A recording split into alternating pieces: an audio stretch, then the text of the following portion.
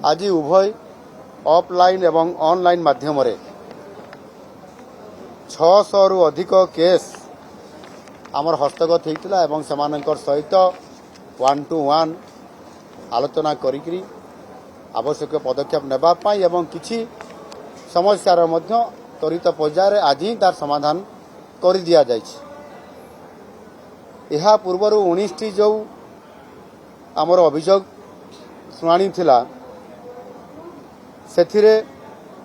जो माने ए अभियोग प्रकोष्ठ को प्रत्यक्ष भाव में आसीथिले सेमानक भितर 15,327टी अभियोग एवं सेथिरु 14,519टी अर्थात 95% ए अभियोग विभिन्न स्तर रे यह आलोचना करी तार समाधान करा जाइछि एवं समाधान हेबा पाई मध्य तल स्तर को रिपोर्ट मध्य जाइछि।